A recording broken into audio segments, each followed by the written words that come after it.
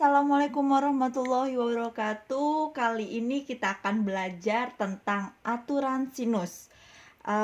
Pada video ini kita mungkin tidak menguraikan atau membuktikan rumus aturan sinus ya. Untuk penguraiannya kalian bisa lihat di buku paket kalian. Untuk pembelajaran sekarang kita lebih fokus untuk membahas contoh soal tentang aturan sinus. Oke, sebelum contoh soal kita ingat dulu aturan sinus. Di sini kita lihat ada segitiga ABC, di mana ini sudut A, ini sudut B, ini sudut C. Sisi yang berhadapan dengan sudut itu kita bisa kasih nama dengan alfabetnya sama tapi menggunakan huruf kecil. Berarti sisi BC bisa kita tuliskan sebagai sisi A. Ini sisi A karena berhadapan dengan sudut A. Sisi AC bisa kita tuliskan dengan sisi B karena berhadapan dengan sudut B. Dan sisi AB bisa kita tuliskan dengan sisi C karena berhadapan dengan sudut C. Dari segitiga ini kita bisa menuliskan aturan sinus mulai dari sisi A per sin A. Perbandingannya adalah sisi dengan sudut yang berhadapan, sama dengan sisi B per sin B, dan sisi C ini per sin C. Yaitu kita ingat-ingat, kita ulangi sekali lagi, kita ambil pasangannya, perbandingannya sudut dengan sisi yang di depannya. Jadi ini adalah rumus atau aturan sinus. Oke, sekarang kita bahas contoh soal yang pertama. Kita lihat di sini contoh soal. Berdasarkan gambar di samping, tentukan panjang BC. Panjang BC. BC itu yang ini, BC. Atau panjang BC ini bisa kita sebutkan dengan sisi A. Kenapa sisi A? Karena berhadapan dengan sudut A. Sekarang kita cari dulu perbandingan apa atau pasangannya. Pasangannya kalau sisi A, pasangannya kan dengan sudut A. Berarti kita bisa buat perbandingannya gini. Sisi A per sin A sama dengan kita ambil sisi yang diketahui. Yang diketahui berarti 10 nih AC. AC ini adalah sisi B. Berarti perbandingannya itu adalah sudut B atau sin B. Sekarang kita tinggal masukkan saja sisi A ini yang akan kita cari, A per sin A. A-nya itu sudut A itu adalah 60 derajat sama dengan B-nya itu adalah ini B. B-nya itu adalah 10 cm per sin B. B-nya itu besar sudutnya itu adalah 45 derajat. Kita uraikan dulu. Sin 60, kita ingat-ingat kembali, sin 60 berarti nilainya itu di sini setengah akar 3. Setengah akar 3 sama dengan 10 per sin 45 adalah setengah akar 2. Setengah akar 2. Ini kita lakukan perkalian silang. Yang atas dikalikan dengan yang bawah. A dikali setengah akar 2. Bisa kita tuliskan setengah akar 2A sama dengan 10 dikalikan dengan setengah akar 3. Yang setengah akar 2 tetap dulu. Sama dengan 10 dikali setengah. 10 dikali 1 dibagi 2. 5 akar 3. Dan ini berarti A-nya itu adalah 5 akar 3 per atau dibagi setengah akar 2. Karena per agak ribet kita bisa tulis segini. Setengah akar 2. Bisa kita tuliskan seperti ini.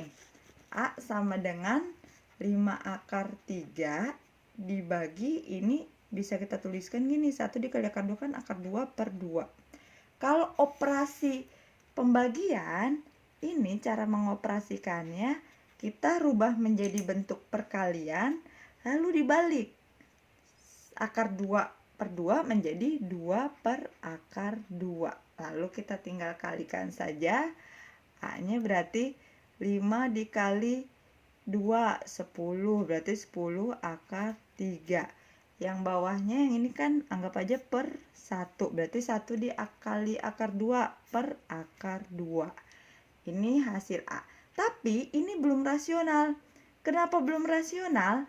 Karena yang bawahnya masih bentuk akar. Jadi harus kita rasionalkan dengan cara mengalihkan dengan akar penyebutnya. Berarti dikalikan dengan akar 2 per akar 2. Yang atas 10, karena kan ini 10 nggak ada pasangannya ya. Baru ini akar 2, akar 3 dikali akar 2. Akar 6 per akar 2 dikali akar 2. Kalau akarnya sama berarti akarnya hilang. Jadi per 2.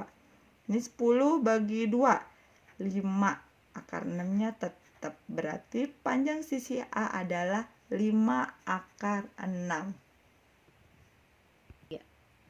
Soal kedua. Di sini kita lihat pada segitiga PQR. Berarti kita gambar dulu nih. Sudut diketahui sudut P 120, panjang sisi P 4 dan panjang sisi R nya 4/3 akar 3. Berapakah besar sudut R dan sudut Q? Sebelum kita mencari, untuk memudahkan kita gambar dulu segitiga PQR. Karena ini sudut P itu 120, berarti agak tumpul ya kita gambarnya. Bisa kira-kira mungkin gambar seperti ini. Ini P, ini Q, ini R. Diketahui P-nya 120 ini. Lalu panjang sisi P. Sisi P itu berarti yang menghadap sudut P. Berarti ini 4 cm. Panjang sisi R. R itu berarti yang menghadap sudut R, yaitu 4/3 akar 3.